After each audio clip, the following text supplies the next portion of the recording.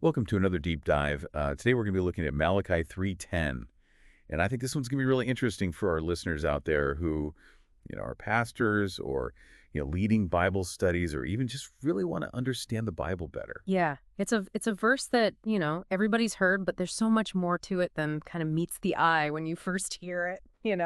Yeah, and we dug through a lot of different sermons on this one, looking for some of those interesting takes. And we found some really cool stuff. Yeah, like from all different denominations and all different kind of approaches to this one verse.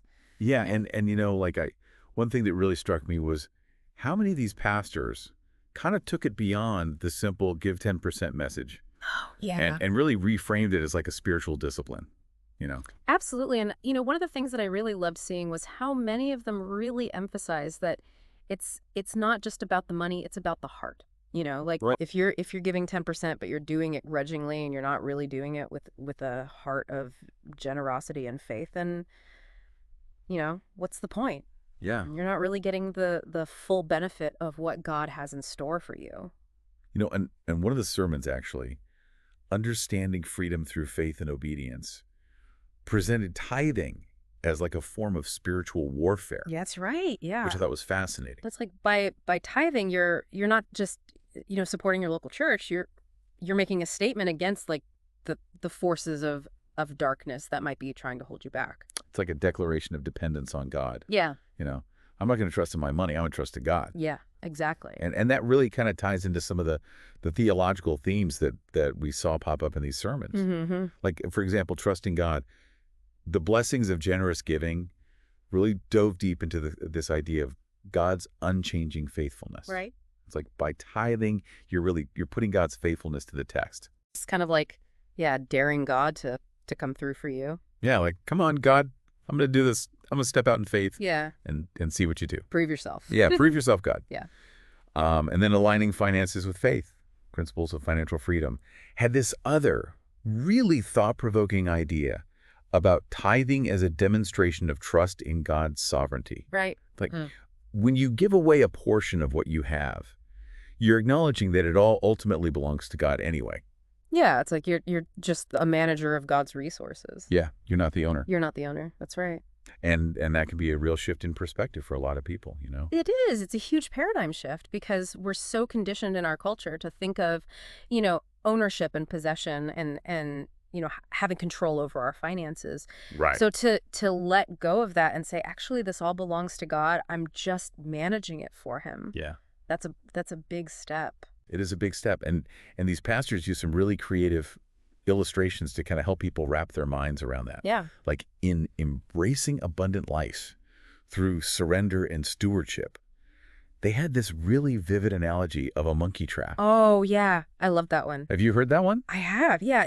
It's so simple, but it's so effective. Yeah. You have a bottle with a narrow opening and a peanut inside, and the monkey reaches in, grabs the peanut, but then it can't pull its hand out because it won't let go of the peanut. Right. It's so focused on that peanut. Exactly. And it's such a perfect picture of how, we can get so focused on our possessions and clinging to them so tightly that it actually prevents us from experiencing the true abundance that God has for us. And, another really relatable illustration was from Investing in God's Kingdom, a call to stewardship, where the pastor talked about their car and how they felt led by God to use their car only for, God's purposes. Oh, wow. Not just errands, but like actually serving others, which is interesting because it's like we all have those everyday resources, our car, our talents, Our homes, Yeah. our money, everything. and are we using those things for God's kingdom? Yeah.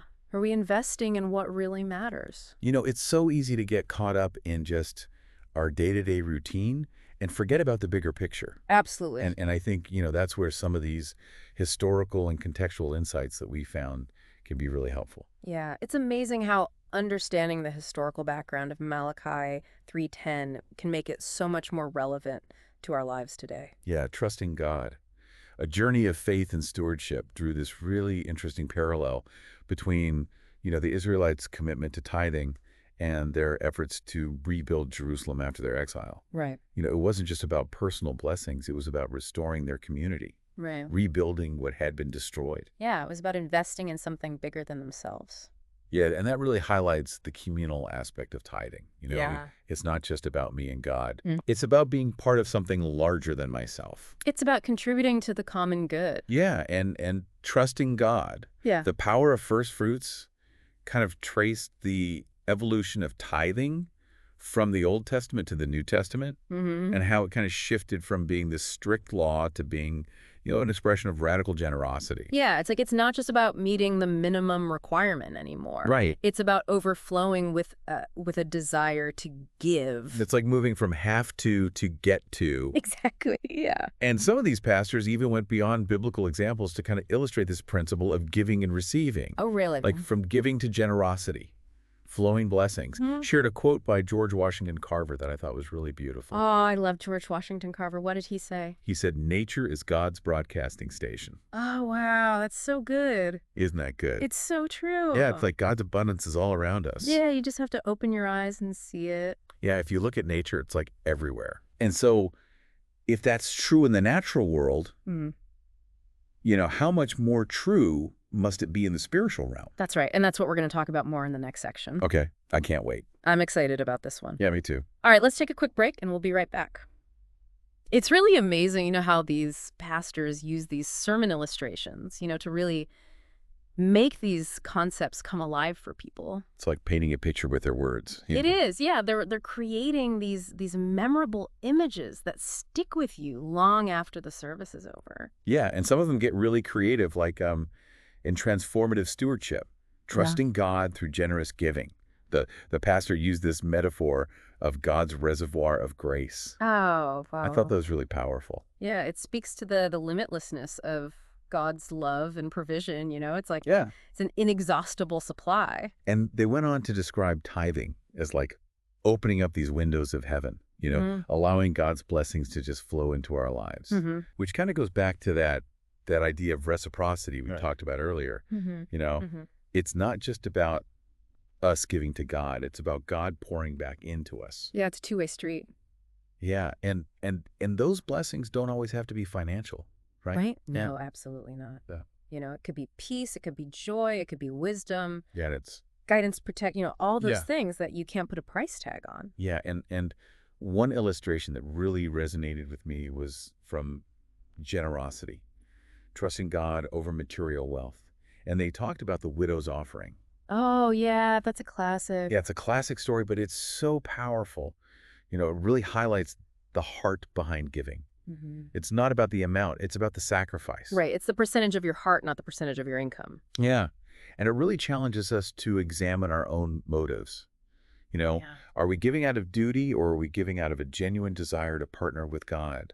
And speaking of motives, transforming treasures, from wealth to hope in giving, presented a really interesting perspective on tithing as a kind of faith check. Oh, that's interesting. Yeah, it's like, it's not just about blindly following a rule. It's about using tithing as an opportunity to really assess the health of your relationship with God. So like a spiritual barometer almost. Exactly. Yeah.